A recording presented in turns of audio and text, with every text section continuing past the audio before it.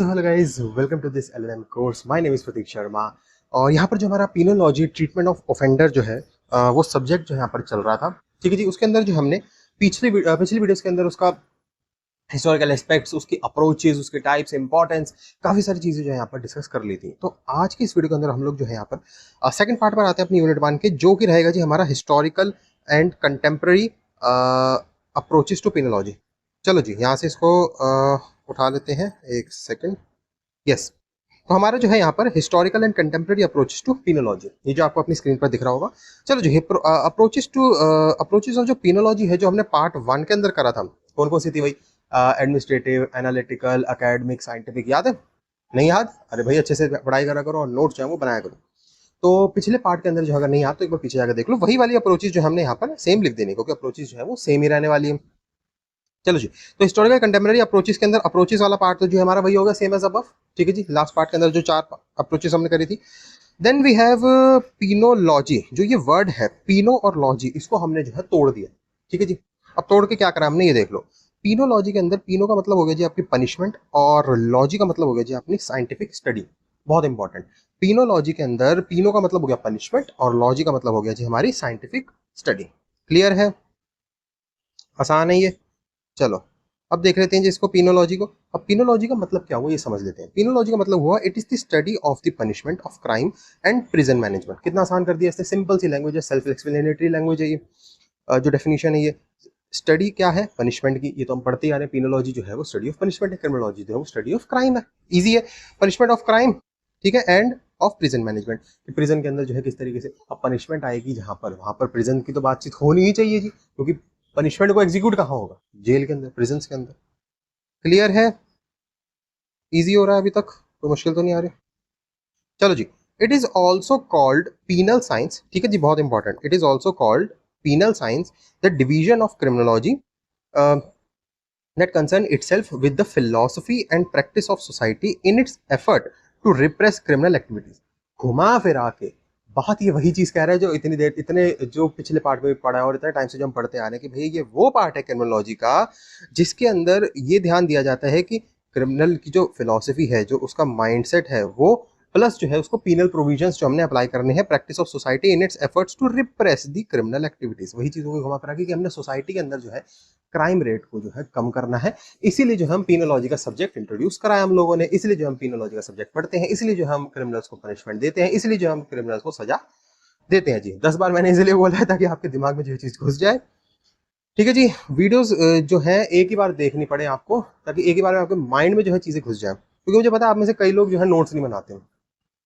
काफी जनता नोट्स नहीं बनाती है, और उसका रीजन क्या है, वो बड़े सिली से रीजन देंगे कि यार हमें नोट्स बनाना नहीं आता जी, या फिर नोट्स कैसे बनते हैं जी हमें पता नहीं, अरे कौन लिखे। ये बहुत बड़ी गलती कर रहे हो। नोट्स की आदत डाल लो अगर तुम नहीं बनाते हो तो। यहाँ पर तो फिलहाल तुम्हारा काम चल जाएगा, ये तो एकेडमिक पर्पज से, लेकिन जैसे तुम हायर्स कहीं पर देने जाओगे कोई कॉम्पिटेटिव एग्जाम, तो वहाँ पर जो है तुम्हारा दिक्कत आ जाएगी बिना नोट्स के। कुछ होते एक्स्ट्रा ऑर्डिनरी बच्चे जो बिना नोट्स के भी काम करते हैं। चलो, back to the topic. It comes from the Latin word pain और सफरिंग। आसान हो गया जी। पिनोलॉजी जो एक लेटिन वर्ड से आया है, जिसके अंदर 2 एलिमेंट है, पहला पेन, दूसरा है सफरिंग। ठीक है जी। तो पिनोलॉजी है stood in the past and for the most part still stand for the policy of inflicting punishment on the offender as a consequence of his wrongdoing। घुमा फिरा के फिर वही बात कही है इसने कि जो पनिशमेंट है हमने देनी है किसको? ऑफेंडर को, जो क्रिमिनल है, as a consequence of its wrong doing. तो वही है, जो एक पॉलिसी है ये पिनोलॉजी, जिसके अंदर हम पनिशमेंट दे रहे हैं, सजा दे रहे हैं किसको? गुनहगार को, उसके गुनाह की, तो जो पश्चाताप करे उस चीज को। लास्ट का कह रहा है जी ये, it aimed at the cure और रिहेबिलिटेशन ऑफ द ऑफेंडर। तो यहाँ पर ऐसा ही नहीं कि पनिशमेंट जो हम सोचते आ रहे हैं अभी तक पनिशमेंट की, हाँ यार वही वाली पनिशमेंट है ये कि वो फांसी पे लटका दो, जेल के अंदर डाल दो ना। पुराने मेथड्स तो हैं इसके अंदर, जो ओल्ड मेथड, ट्रेडिशनल मेथड चलता रहा, वो भी हम डिस्कस करेंगे अभी। लेकिन यहाँ पर एक न्यू मेथड जो रिहेबिलिटेशन का कंसेप्ट है, वो भी जो है यहाँ पर पिनोलॉजी के सब्जेक्ट के अंदर इंक्लूड होता है जी। चलो जी, इजी हो गया ये। नेक्स्ट चलते हैं। अब इसको पकड़ते हैं यहाँ पर हिस्ट्री को। चलो जी, अगर हम हिस्ट्री देखें इसकी पिनोलॉजी की, so the discipline of penology was born in the late 19th century. आसान है जी। 19th सेंचुरी के आसपास जो है ये कंसेप्ट हमारा बॉर्न हुआ है। In 1885 the French criminologist Auguste Forel, AUGUSTEFOREL, Auguste Forel coined the word penology to refer the study of criminal justice system and their effects on the offender. आसान हो गया। तो जो हमारे अगस्ते फॉरेल हैं, इन भाई साहब ने, ये फ्रेंच क्रिमिनोलॉजिस्ट रह चुके हैं, इन भाई साहब ने जो है पीनोलॉजी वर्ड को जो है वो बताया हम लोगों को, और उन्होंने बोला कि भाई ये एक इस तरीके की स्टडी है जिसके अंदर हम क्रिमिनल जस्टिस सिस्टम के अंदर एक सब्जेक्ट है ये पीनोलॉजी का, और उसके इफेक्ट्स ऑन द ऑफेंडर।